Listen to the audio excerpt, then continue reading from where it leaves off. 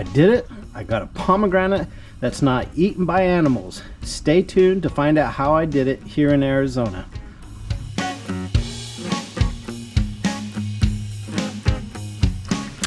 Hey, welcome back to A Warrior's Garden. It's good to see you again.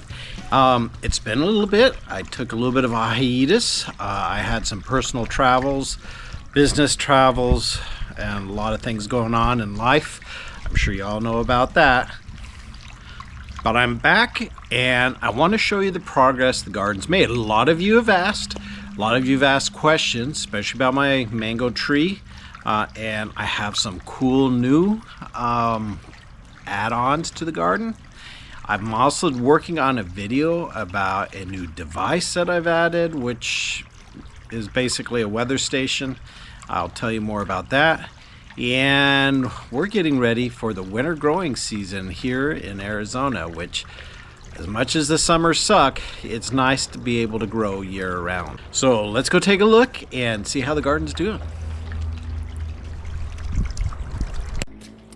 So here it is, per your requests, update on the garden. As you can see, we're in full fall swing, which is fantastic in Phoenix Mesa area. It's in the 80s during the day, 50s at night, and the garden is looking super. So let me show you. So a couple of you have been asking about the mango tree. Well, there it is. It looks fantastic. Now, it did have some rough moments during the summer a little bit. And now the big concern going into winter is frost. So I'm going to have to watch over it. Once it gets bigger, frost is not as much of a concern, and it's pretty shielded on this side of the home because we're between two big homes, right? So, and the moringa tree is looking great. Oh, going back to the mango tree, this coming season I will let it keep its fruit. This will be the first time I get to let it keep its fruit. Now, it's produced fruit every year, but I pull them off when they're small because I want the tree to be healthy and get rooted first. The one thing I did have a problem on this side of my garden, which you can see that my trees are staked, is not wind actually. This ground right here, because of how the grade is, we got some serious rains this last few weeks ago. And there was flooding in this area. The wash behind my house completely filled up like a river. And my moringa tree tried to uproot itself because the ground was too squishy down here. And I don't know how to fix my drainage. I thought about a French drain, but as you can see, trying to run it out to the front or somewhere else is going to be difficult for me to do. Oh, by the way, for those of you who have followed about the garden shed, I'm going to do a separate video about that and a review. It's going on 2 years, and I'm going to give a 2-year review on that garden shed. But to be honest, it's holding up very well. So quick review, it's doing great. So what else do we got going on in here? We've got sage, aloe, thyme, culinary rosemary. Sorry, that's lavender. Culinary rosemary and petunias. So a lot of you, especially if you grow up in this area, have rosemary all over the place, but there's two different types. This is culinary. This is the stuff you cook with. The other stuff is not the best for cooking with. It's ornamental, and I don't recommend you cook with that stuff. Then we have peppers, lots of peppers. Bell peppers, chili peppers, jalapenos, ones I don't remember what I planted. And then more sage. Over there in that bed, I've got onions going on, and then I've planted some broccoli, which has not come up yet. Over in these beds, I had to protect them from the birds because I just planted parsnips, carrots, and something I don't remember. So I'm bad about that. I need to record it better. My eggplant's doing good. This is Japanese eggplant. The long ones, I just harvested some a few minutes ago. And it looks like this. I can already hear the jokes. I brought it for you. There's... Oh, buddy. Oh, you brought me a coat? Here's my garden helper. I got a little something going on here in my tomatoes. I'm going to have to investigate and see what that is. Concerns me a little bit. Over there is my banana peppers. You know, this is like the third year they've been in the ground, and they just keep plugging along and producing peppers. I'm quite happy with those. They're great to cook with. I like eating them raw. You've got to let them get really ripe before they're, in my opinion, good enough to eat raw. But they're also great to cook with. Up here, I have my passion fruit. But same problem that I had with my dragon fruit. My passion fruit have produced. Yeah, those are fantastic, huh, buddy? My passion fruit have never produced fruit. They produce lots and lots and lots of flowers, and getting ready to have more flowers. But I think it's self-sterile, so I think I got to get another passion fruit vine to pollinate it. Unfortunately, the dragon fruit are doing fantastic. They bloomed so many times this year, absolutely incredible, so many times. But no dragon fruit because unfortunately they're all cuttings from the same plant. I'm pretty sure I talked about that in one of my other videos. I'll put the link down in the description. And so I had to plant over back there some more, a different variety. So this one is a Vietnamese white. I actually had a couple of them back here, but one got destroyed while I was gone. I've been on a very long trip and I just got back. But this is a Vietnamese white, and it is doing really, really well. And behind it is, I believe, another Vietnamese. There's two Vietnamese whites there, and I had two of a different red variety, but those ones didn't make it for some reason. I don't know why. Of course, the big addition that's doing very well is my banana plant. That's a mini, I don't want to say mini, but it's a small banana. I think it's called an ice cream banana.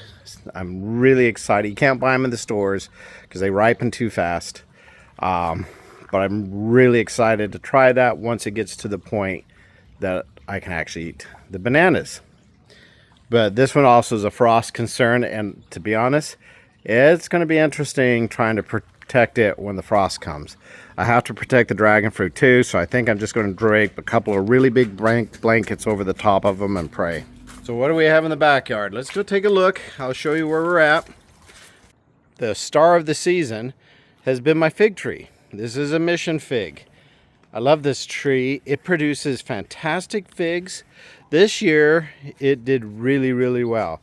Now it's got a little bit, I think, is salt burn, but overall, or that may be sunburn too, because it did get pretty hot this summer. But you can see I've got a second season of figs coming in. I got figs earlier this year. Now I've got a second season coming in. The figs earlier were absolutely delicious. So my fig tree is doing well for a change. Hey, little buddy. And my garden helper is there helping and doing something with the water. I'm not really sure. These, you're filling up water balloons? That sounds like a fun idea.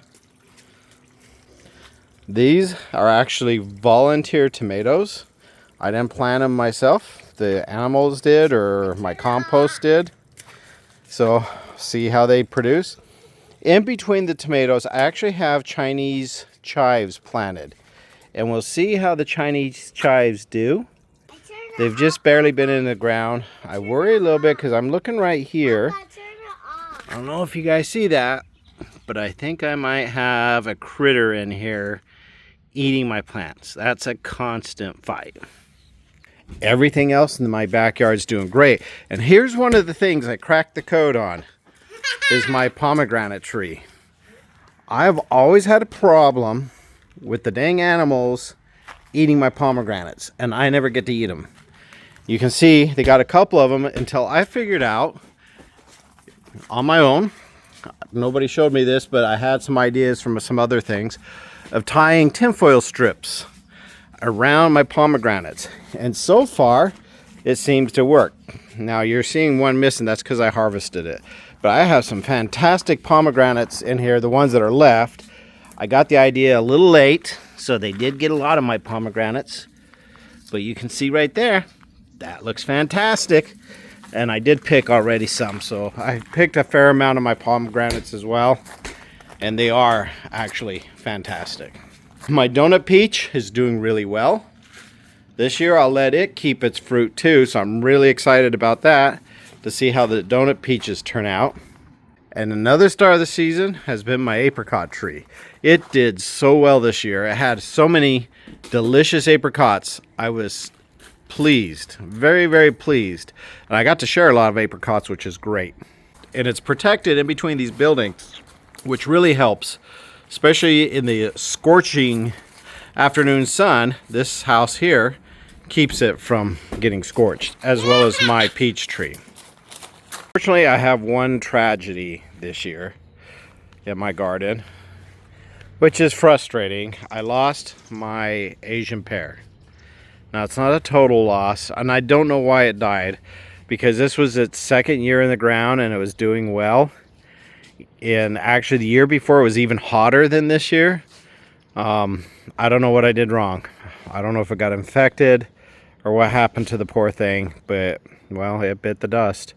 However, I do have down at the bottom, you can just see here, coming out of the base, I have some branches coming up from the rootstock. Yet if that is the rootstock that I read about, which I believe it is, looking at the tag, I think it's actually on the tag, that is actually a good pear tree as well. I may let the rootstock keep growing and see how it does. We'll have to see. I don't know. Supposedly that rootstock is very disease resistant, and I'm just going to have to make a decision if we keep it. Nala! Here's my other garden helper. She helps keep the critters out of the yard, especially the ones that like to eat my stuff. One last note, this is desert sage. It's not edible. However, it smells great, and it's fantastic for the pollinators. Pollinators love it, and that's why I planted it. One, I liked how it looked. It's native to the area in the southwest, and I thought, you know, that'd be cool to have.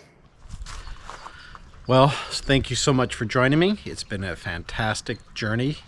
I'm so glad you stuck around and watched the progress of this garden.